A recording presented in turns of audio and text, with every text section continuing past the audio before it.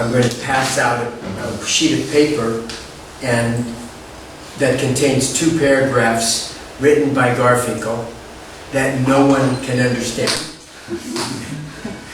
And then I'm going to go over it word by word so that we can understand it.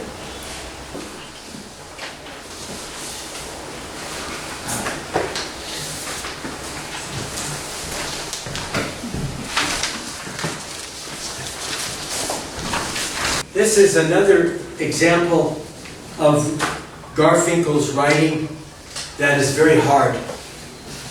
It's a very famous paragraph, and I'm going to read it with you. First you have to get beyond the title. The title is hard in itself. Which title? Is the title to the article. Oh, I wasn't going to do that. We'll do that after, because the title is the article. There's no difference between the title and the article.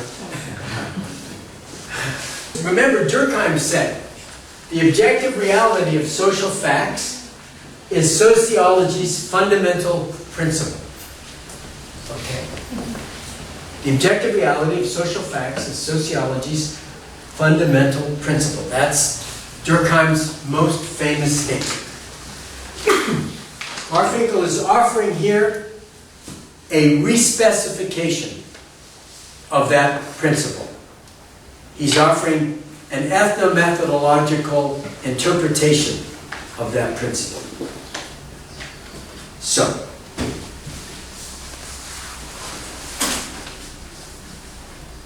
for ethnomethodology, the objective reality of social facts,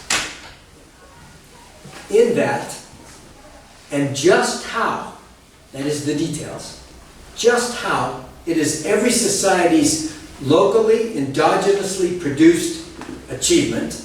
Let's do it that way.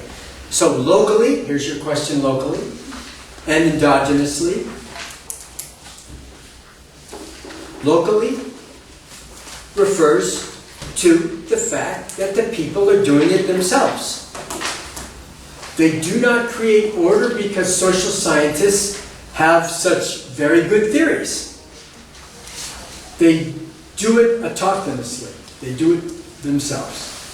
All the properties of social order are produced and made visible locally. Or sometimes we can say in situ, in the situation.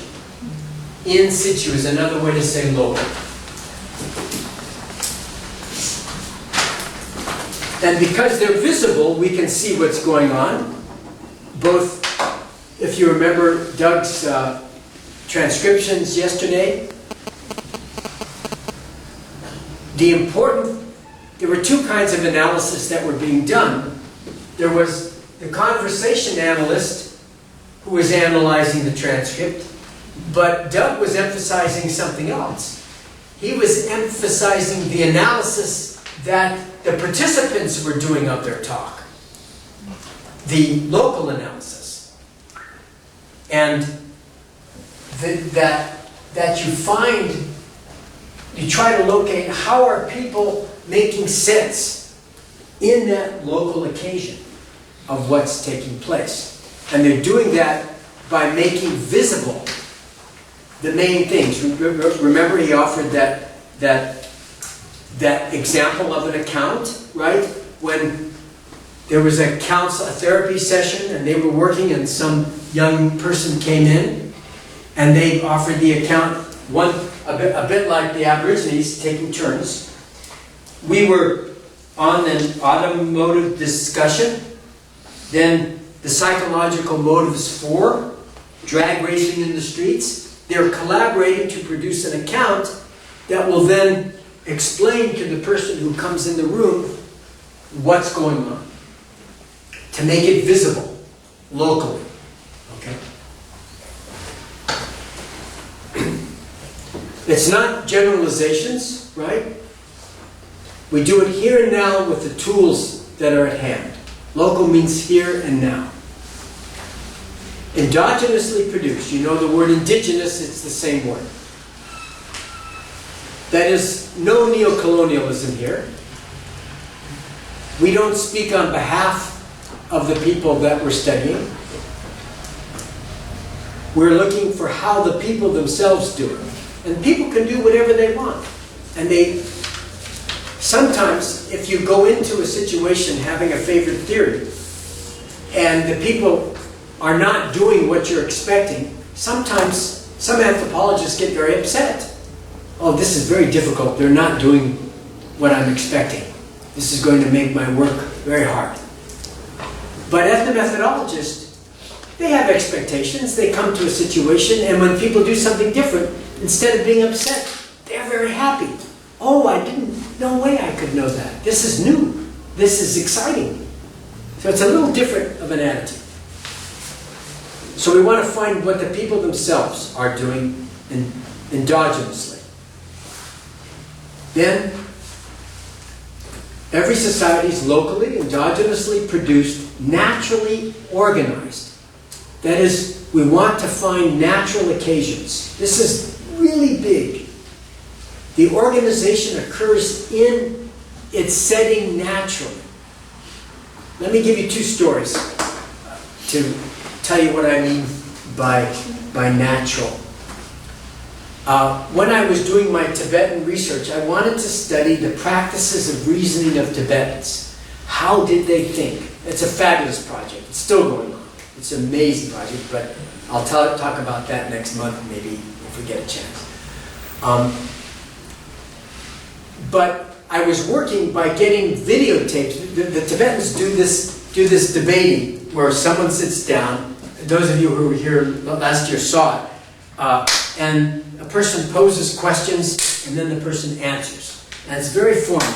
And that's how they do all their thinking. That's how they're trained to think. And so I was videotaping that in order to take it home because they talk so fast that I needed to transcribe the Tibetan in order to follow, and then watch it 50 times so I could really follow instead of just boom, in real time. It's over before I know what's going on.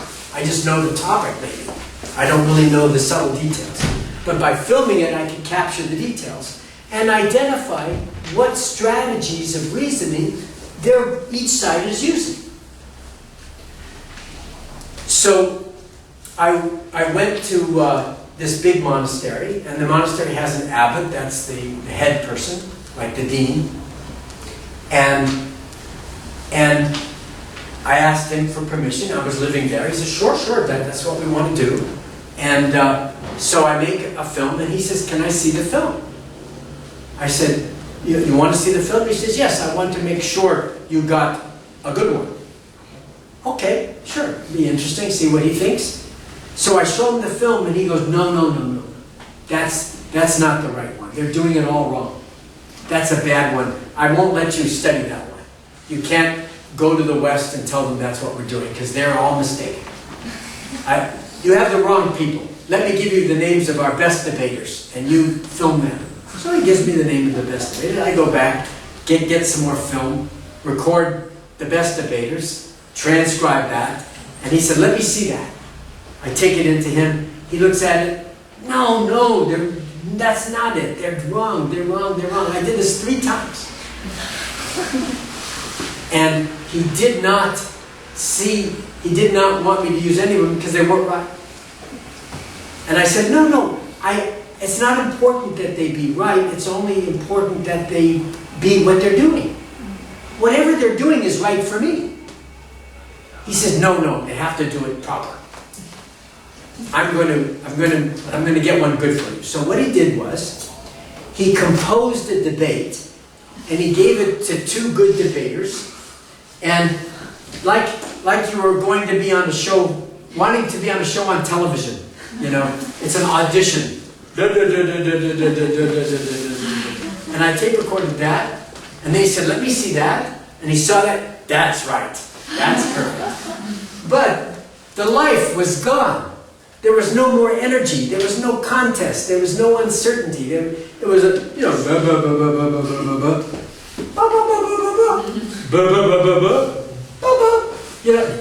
it was news from nowhere. He did not understand that we need to find naturally organized phenomena. Natural. That, my Tibetan studies is a tutorial for ethnomethodology. Another project of research I'm involved in is studying how professional coffee tasters tame the meanings of the descriptive terms for the taste of coffee. And I went out and filmed professional coffee tasters. Actually, first it was a class project. I sent my students out, and they came back with films of roasters and manufacturers of coffee giving lectures on coffee. Well, you have this, and then you have the coffee from Indonesia, and then you have the coffee from Brazil, and then we want to roast it this way. They were just long, long lectures in which you never found the phenomenon, which is tasters coming together and figuring out between themselves what are the objective flavors. So I told my students, please tell them not to explain anything, just to taste and talk among themselves about what they're tasting. They kept my cup near me. And the students couldn't do it. And then I said, what's so hard? So I went out and started doing it, and every time they tasted one thing, they put the cup down, and then they gave me a lecture. I said, no, I don't want that. Just taste more, taste. No, what we need. They love to talk. Everyone loves to talk. Right? I'm a professional, right? I love to talk. So I was having a hard time. So I went to the president of the Specialty Coffee Association of America, the biggest association of the best gourmet coffee places. And I told him, I'm studying coffee tasting. Are you interested? He said, yes, please come. So I went all the way to Long Beach, California, and met with him for an hour and showed him my research. And I said, my problem is I'm just getting lectures. Or I get silent tasting. Sometimes in the formal contest, you're not allowed to speak, so it's not to prejudice you. So I get tapes in which nothing's being said. That's not helpful either, because you cannot capture the thinking unless something is being made observable. So I said, what I want is something between silent tasting and lectures. He says, I have just the thing. Next month in Panama, we're going to have we're inviting 20 of the best tasters in the world to come to Panama. There's this place in Panama that's discovered the best flavored coffees that we found anywhere, and we're going to all taste them and tell them what they're doing right and what they're doing wrong.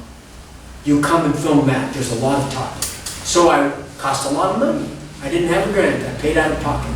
And I went there, brought one of my students, and I filmed, and that was great data.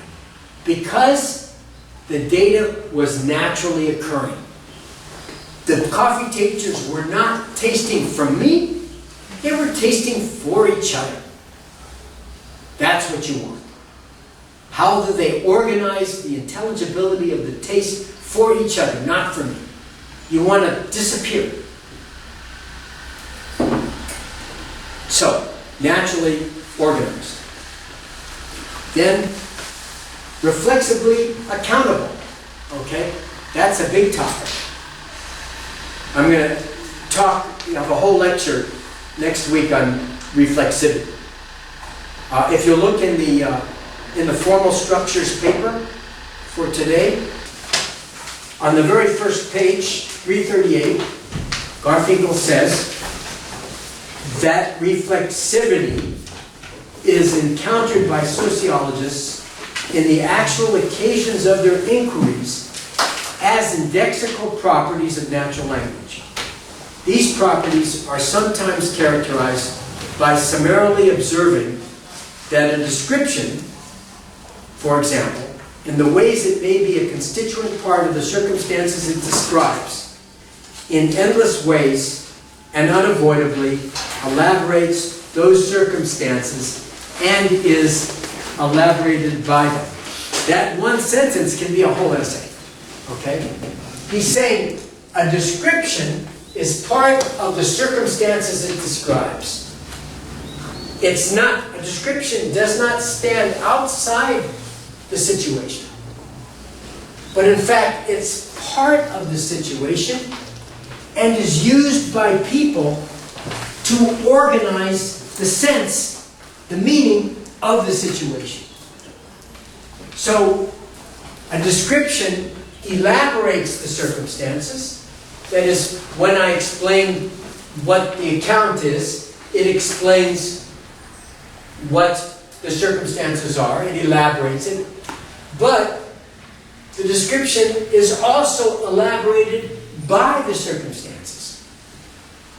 So it's reflexive in that the description, the meaning of the description becomes what consequences it has and what meanings it has in the interaction.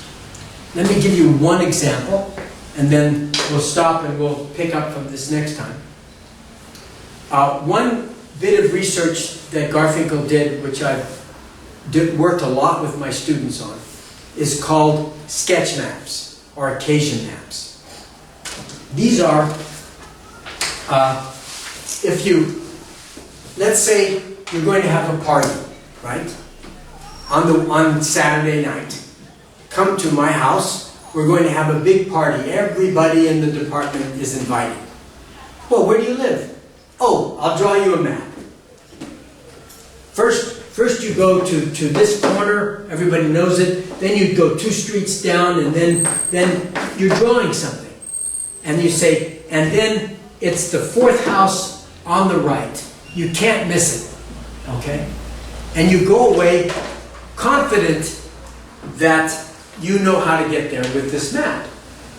Then comes Saturday evening, and you head out with your friend to the party, and you get to the corner, and you're trying to follow the map. And you can't figure it out. It's just a bunch, we say chicken scratch, you know? You can't make sense. You don't know exactly, boy, they said we need to turn left at this building, but which one is this building? There's so many buildings. Here, there's only one. Which one could it mean? What you're doing is you're using the marks on the map to find in the real landscape what they might be. If you were by yourself and you only had the landscape, you couldn't get anywhere. But with the map, you plot the map onto the landscape, but the mark finds something in the landscape, and the landscape reflexively tells you what the mark means.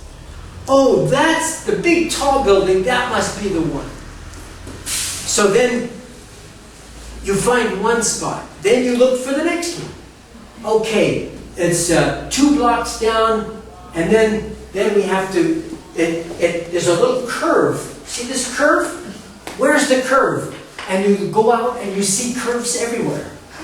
There's 15 curves. Which curve is it? You know? And so you're using the marks to find in the landscape, and the landscape, sometimes rightly, but sometimes wrongly. You get lost. You know, you're an hour late to the party. What took you so long? You know, are you always late? You say, well, look, I was off on the wrong street. Somehow I didn't even know where I was going. And you need to draw a better map.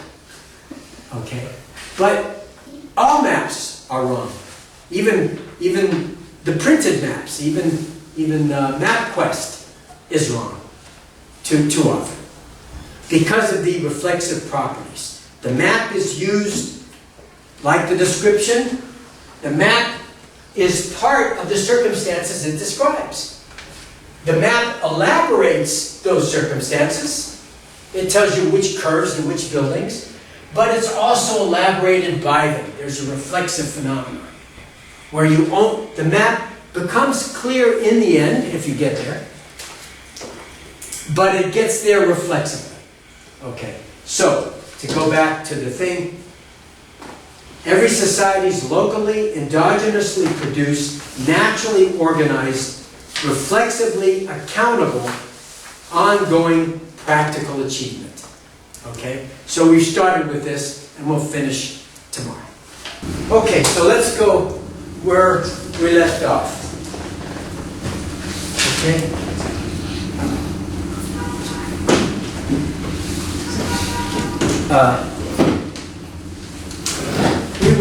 Does everybody have the sheet, or there's some people maybe didn't get? Did you get one of these? So we've gotten this far. For ethnomethodology, the objective reality of social facts, that's taken right out of Durkheim. In that, and just how, it is every society's locally, we know what that is now, endogenously produced, we know what that is, naturally organized, and we left off at reflexively accountable. We just got started on reflexivity. And we're going to do just a preliminary introduction. The term reflexivity is the most complicated term in ethnomethodology. A lot of people never understand it. It's not hard to understand because it occurs all the time in your everyday life. So it should be possible to understand it, but it's so subtle that people miss it. It's kind of like characterizing the water the fish are swimming in. It's also difficult to understand because the term reflexive is used by different writers with different meanings. But you know, language can do that. You can have a term that has a different history in different disciplines. Okay. And I want to help forestall those difficulties by summarizing 3 of the main ways reflexivity is used in academic cultures. Reflexive is used extensively in anthropology, particularly in cultural anthropology, in the work of ethnography. Ethnographers speak of reflexive ethnography. And that is ethnography during which the researcher, the field worker, looks at the methods and the ways of interpreting that he or she is applying when doing his or her field study. So the reflexive ethnography is just to pay attention to how your own thinking is distorting the phenomenon. In fact, how your own thinking is, and particularly your methods,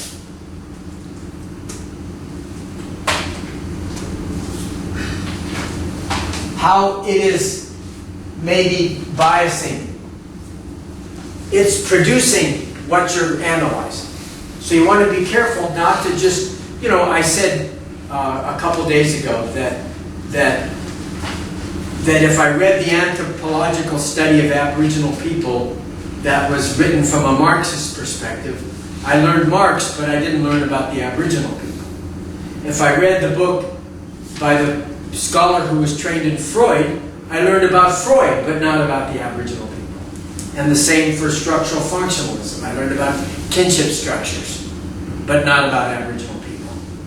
Except in the most superficial way, just finding a couple of illustrations to validate the assertion that I'm really writing about them and not me. But the truth is I'm only writing about me. Okay? And it's hard not to do that. And in the end, no matter how hard you try, you end up doing that anyway. Okay? So reflexive ethnography is a way anthropologists refer to that whole problem and to what they think maybe is a remedy. Okay? That's not what we mean. We're not interested, we don't mean reflexive as the researcher. We're looking at the reflexive of ordinary people in ordinary settings. What's the reflexive of everyday life? Okay. Now the philosophers, they have a whole other meaning of reflexive. And this is just when the mind thinks about the mind. That is, as a person is thinking, they can think about the door, they can think about the clock, they can think about the wall, but when they think about the mind, that's reflexive. at least as it's used in English analytic philosophy. In fact, the Tibetans, their philosophers used reflexive in the same way, or at least their term Rongrik. Rik is mind and Rong means self. That's translated by the particularly the English philosophers, as reflexive, because they're doing the same kind of thing. Reflexive philosophy is philosophy that looks at the mind, that captures the mind looking at the mind, thinking about thinking. Okay. And they're only talking about theoretical kinds of thinking. Thinking theoretically about thinking. They're not trying to capture the actual details and looks of the world of people in ordinary situations. The ethnomethodologists, they're doing something completely different. Garfinkel calls our reflexivity a radical reflexivity, but there's a lot of argument about what the radical is. But this means that it's always operating at the root of every situation. So this is what I want to explain. And a lot of people who introduce ethnomethodology ignore this because it's the hardest part. And, you know, people want quick explanations. And this doesn't have an explanation that's quick. In fact, the only way you'll understand it is to see it actually happening in the world, which was the map. The marks on the map allowed me to locate geographical landmarks, which reflexively told me what those marks were. Each contributed to the other. The marks contributed to my understanding of the landscape, and the landscape contributed to my understanding of the marks, and it got deeper and deeper as I was traveling down the streets.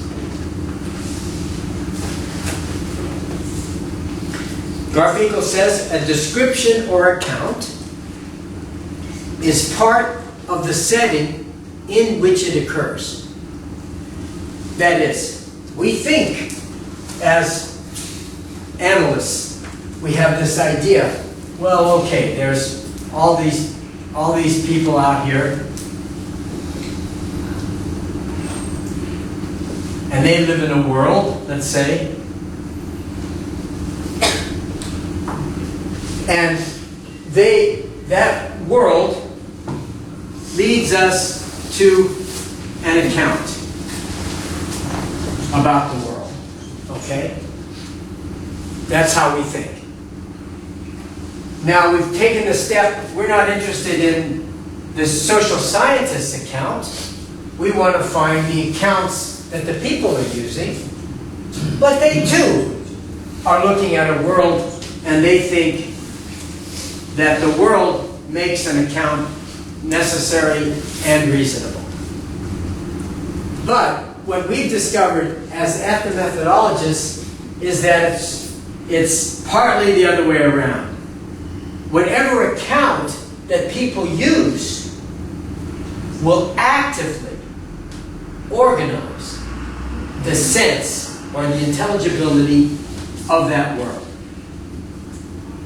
So the account produces the world. And that way, the account is a part of the setting in which it occurs. For example, we still have our cup of coffee here. If I'm told that this tastes like very acidic, this coffee, so much acid, my tongue will dive into the coffee with acid on its tip. And I will find anything and search for anything in that cup that conforms to acid. And then I'll find it. So the world I find is being influenced by the account. But of course I'll find something else in the world, and so the world also affects the account, so it's a circular process. On the other hand, if I'm told this coffee, oh, it's nice coffee from Jamaica, very chocolate, like all the Jamaicans are, right? All the Jamaican coffees taste like chocolate. Okay. So I dive in, and I'm looking for the chocolate. The account leads my interrogation. Okay? And just as if people say, okay, here's a classical example from social psychology that was told to me by one of my professors, Aaron Sigaro. He used to talk about how, and I'll put the name on the board because he's done extensive research in medical settings. It's who was it who was studying medical settings? Yeah, I thought so. And you might want to look up his work.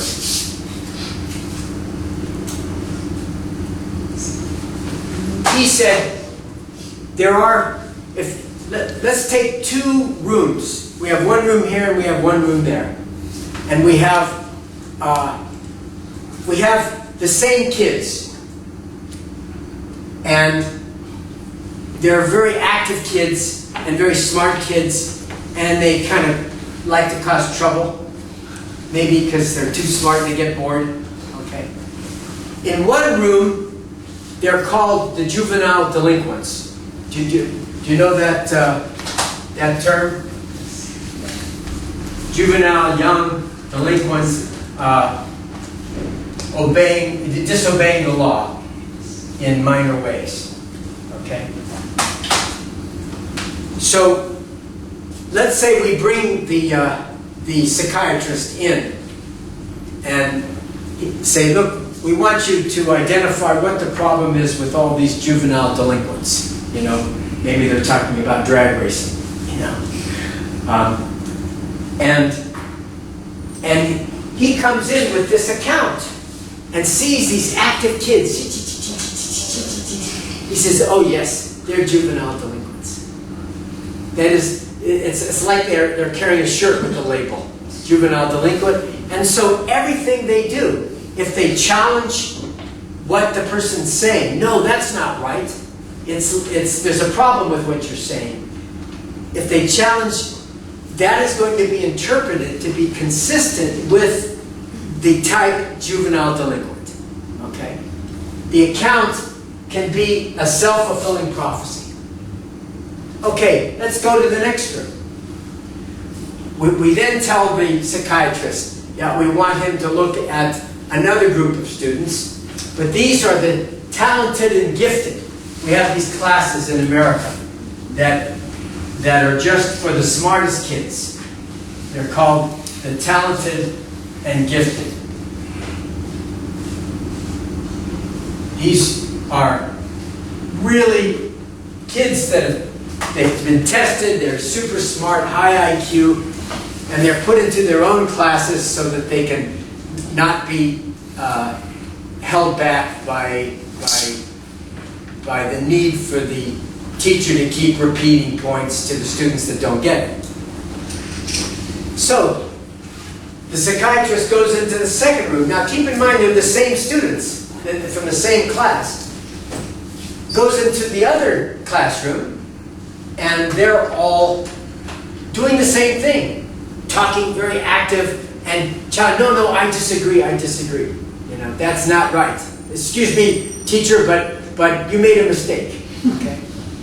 But with the label talented and gifted, that analyst will say, oh yes, they're really smart kids. They are talented and gifted. So in that way, the account frames the understanding.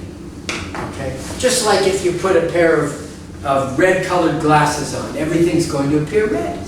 Right? Is it really red? Let's see if it's red. Yeah, it's red. Let me look really hard to make sure it's red. Okay? No, you need to be objective. Maybe you're prejudiced.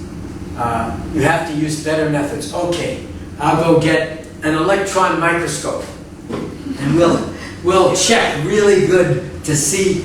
We'll analyze this very carefully. We'll analyze 100 parts, okay?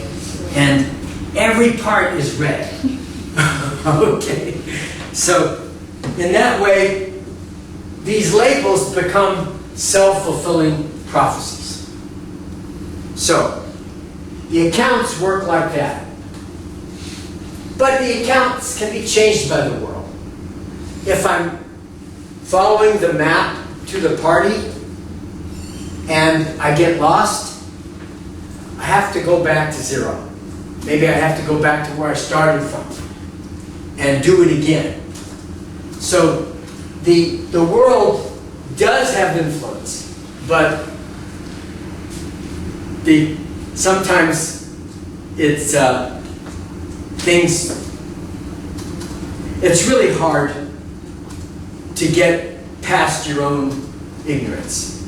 That's really tough. Another teacher of mine, Peter Berger, used to say that that our main goal is to keep you from believing your own propaganda. Okay? Because everybody tends to believe their own propaganda. And of course, mostly we're concerned about not believing other people's propaganda. But he's saying our job one is not to believe our own propaganda.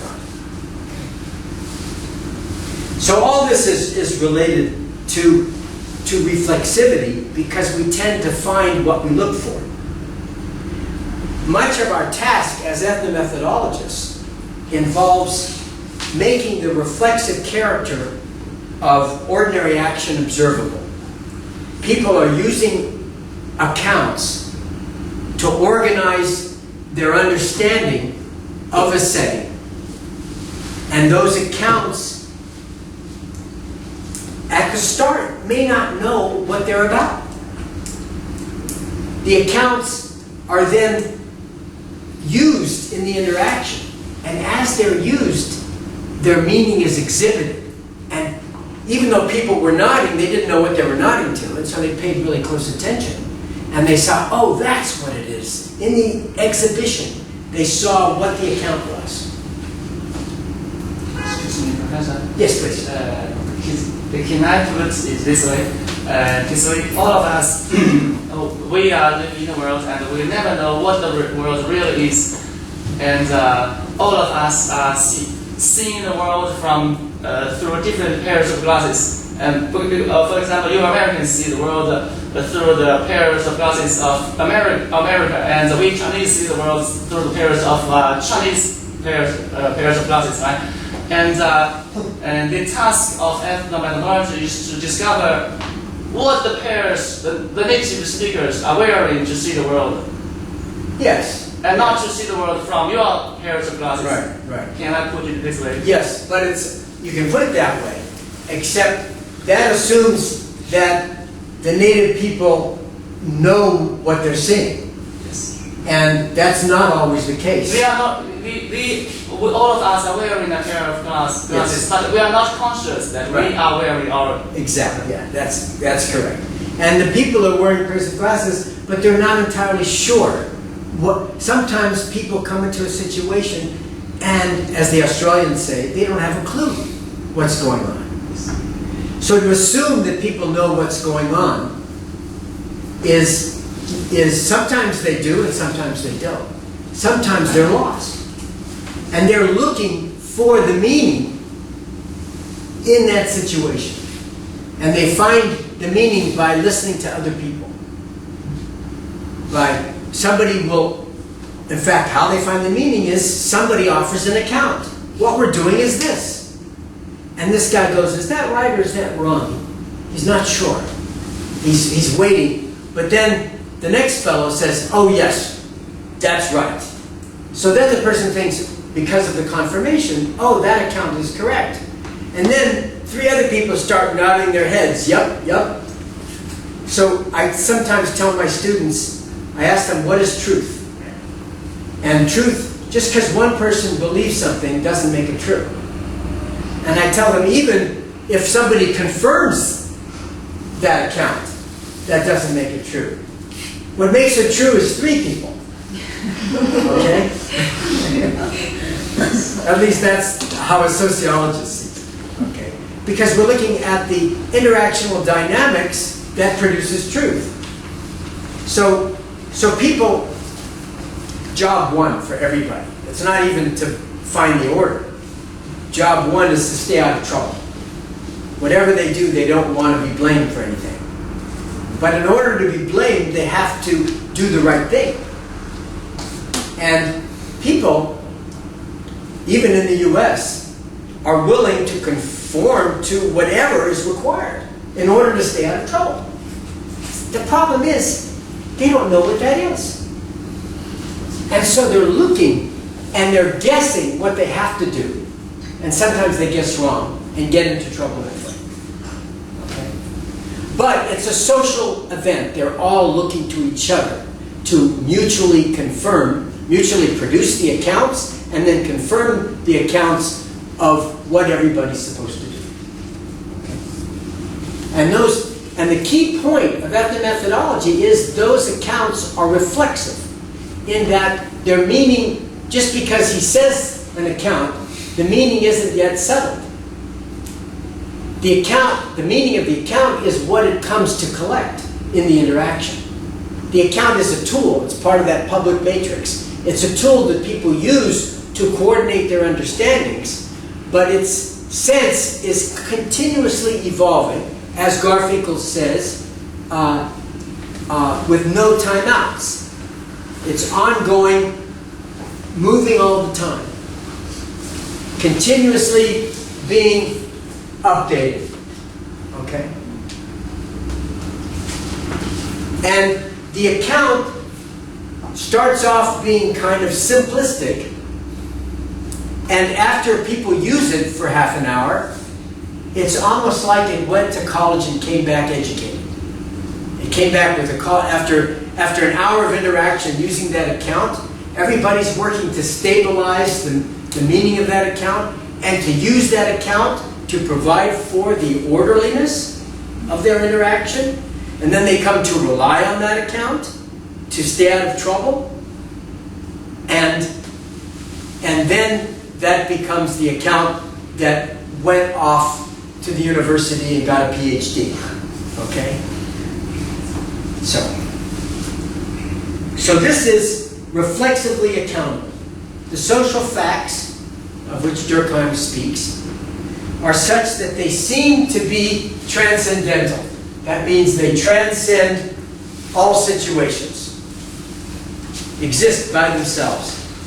And they give us no hint that their lucidity, that is their clarity, and their consistency comes from the way in which their accounts made them available to members. That is, they give no hint that in fact the people constructed them. They were invented just then. Because, remember the last stage, I had accounts, objectivation, what? Authorization. And the last one? Disengagement. The disengagement. Okay? People, as soon as they finish stabilizing the account, they agree to pretend that that account was always true. Not just a truth contingent upon what they did, which we as analysts know, but truth for all time, with a moral value that Durkheim wrote about extensively. Okay? This is a fascinating feature. That's why people like us get into trouble all the time, because we're looking at the constructed character of things and people see that as a threat. Because they're not just pretending to forget they constructed it. They really don't remember, because it was almost invisible, their practices. Like the water for the fish. Okay? So that means we have to be very careful what we say as ethnomethodologists. Okay? Nobody wants to be questioned especially the truth. Okay? So, but these accounts are not straightforward things. It's not just like, well, that's the world and it has its account. There are very complicated things that work reflexively. And that's why Garfinkel says here, reflexively accountable. That's a very big mention. Okay, then he says ongoing. There's not a lot of time. We don't have time to get everything perfect. So we only get things good enough. The next line is practical, for practical purposes. The next one. And there's no end. The ongoing suggests that we're never finished with the work. Because what we put together keeps coming apart. Darn. You know, I thought that was already settled. But it's not. Things are always continuing. But it is an achievement. It's something people do. We're studying social order as a practical achievement of members. Okay? How they make their ordinary affairs manageable. They may treat the real world as a given, as the French say, since I see somebody's reading French, fait accompli. What's the Chinese for fait accompli?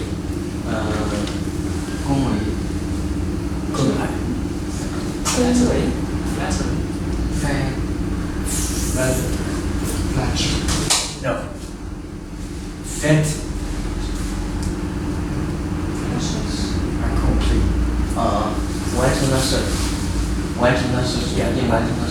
I can't say it's Established fact. What? That means established fact. Yeah, as already established. It's already given.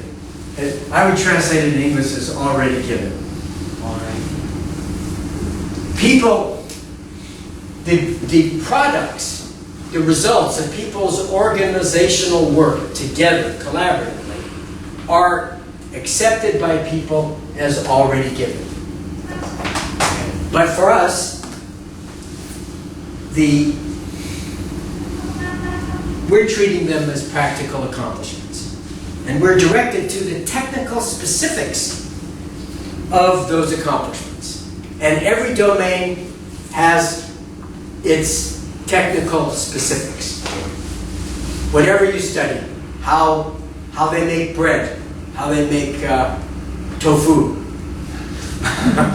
has its technical specifics. How they sell the tofu to keep their customers happy has its technical specifics. Okay, conversation has its technical specifics. But by studying conversations and looking at how those specifics can get, you can get a model for how to do ethnomethodology in other areas, like selling tofu. Okay? Then, to continue, so let me start from the beginning so we get the thrust. And you should be understanding all the words by now. For ethnomethodology, the objective reality of social facts, in that and just how it is every society's locally, endogenously produced, naturally organized, reflexively accountable, ongoing practical achievement, being everywhere, always, only, exactly, and entirely members' work. Remember, members are not individuals.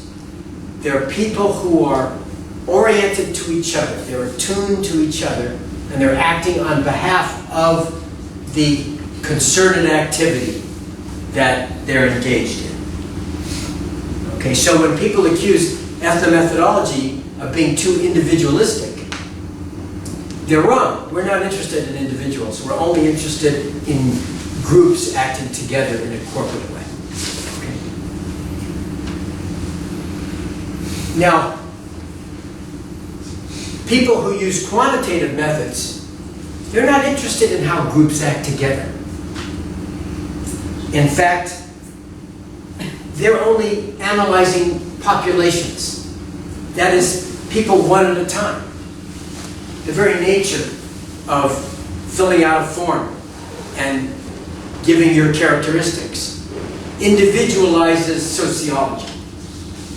That is, with the popularity of quantitative methods, we've lost the social with which sociology began. Okay? Because we're not interested in individuals and then adding them up, even if there's 100,000 of them. I mean, we're interested in them because they can point us in areas that we might not have discovered otherwise. So they're worth doing. But if you forget where the numbers come from, if you forget the social life, then you've abdicated your responsibility as a social scientist. With no timeout, that is, it's not like basketball, where if you hurt yourself, you can say timeout, timeout. No, there's no timeout. The interaction is going. You have to give your reply without any further delay. Okay? So the pressure of the time, in fact, this means that the time pressure sometimes makes it impossible for rational reflection. You can't say, hold on a second, let me think about that. People who smoke cigarettes can light a cigarette, and that can give them time to think. People who are diplomats, an American diplomat and a Chinese diplomat, and the Chinese diplomat speaks fluent English, and the American diplomat makes his statement in English. I should say her, because they're mostly secretaries of state or have been women for the last several. Then the Chinese diplomat knows what he's asked, but he wants more time to think, so he waits for the translation. He's not listening to the translation, he's thinking about what the answer is. But most of the time we don't have these delaying mechanisms. You can cough, you can drop something, These are local details, right, that people use. But in fact, the pressure is there's no timeout, with no possibility of evasion, hiding out, passing, postponement, or buyouts. This is sociology's fundamental phenomenon. Every topic of detail, and now we know what detail is, and every topic of order is to be discovered. That's very important. It's to be discovered. You don't know it in advance. It's very important that you keep in mind that you don't know it in advance. Otherwise, why would you fly all the way to Western China and then take a bus or a taxi to a remote village in order to learn something? If you already know everything, you could stay home. These properties are to how people organize themselves is to be discovered. And he says further, it is discoverable. You can discover it. Not only should you, but you can. And you can respecify it, and it is respecifiable. As only locally and reflexively produced naturally accountable phenomena of order. That's our topic. To find the people organizing themselves in just the way they do that organizing. Every topic of order, every event of order is eligible for respecification, that is, finding the details as locally achieved phenomena of order. You can find what people are really doing. Okay, let's say you want to get your grant. Okay, I'm going to go study the male tribes people to see how they organize their arguments. Okay, let's do that. Okay, and so then when you apply for the grant, you write, but I don't know what they're going to be doing. I'm going to discover that when I get there. No one's going to give you any money, right? The people who get the money are the people who say, I know exactly what I'm going to find.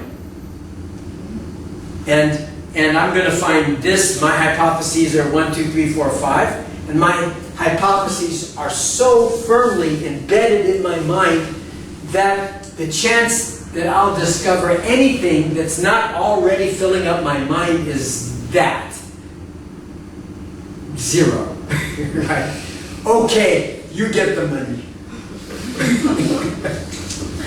What can we do? You know, it's really tough. Science. People have crazy idea of what science is. Science is discovering what you don't know, right? Hopefully. Anyway, but it's ethnomethodology is rich. Being a social scientist is rich because you get to discover all these things that most people don't notice. But it's not rich in money.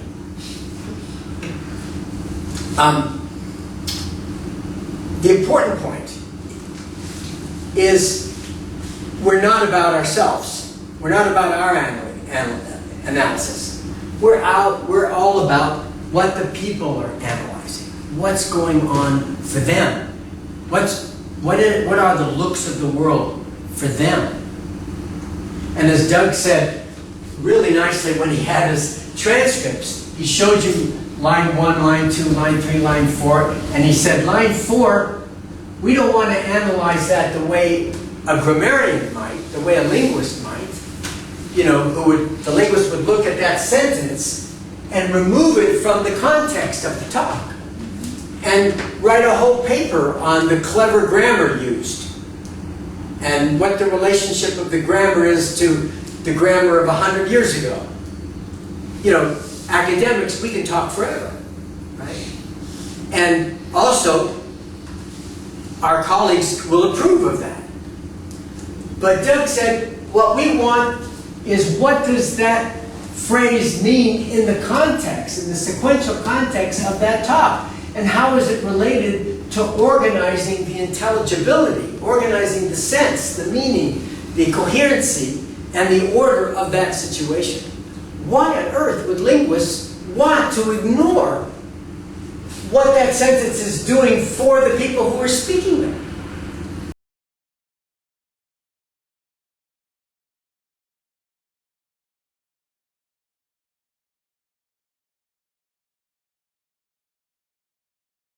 It's very, very difficult, right? And as Doug pointed out, if you read the title, Evidence for Locally Produced Naturally Accountable Phenomena of Order, Logic, Reason, Meaning, etc., in and as of the essential quiddity of immortal ordinary society. I think the reason that Garfinkel made the title is he was worried people wouldn't read the article because it's so difficult. So if they at least read the title, they'll get something, right? Anyway. This is a very important article in ethnomethodology. It's important, but it's been rewritten and appears in other publications. I remember we have to recite these words when we go to the exam of post. No, we don't do that. We have to recite these words. No, all we'll require you is to find it on the internet. But are you saying that your exams in the sociology department to recite these words? tell us directly but vaguely, you know. Mm-hmm. Well, we would. This time you only have to understand it.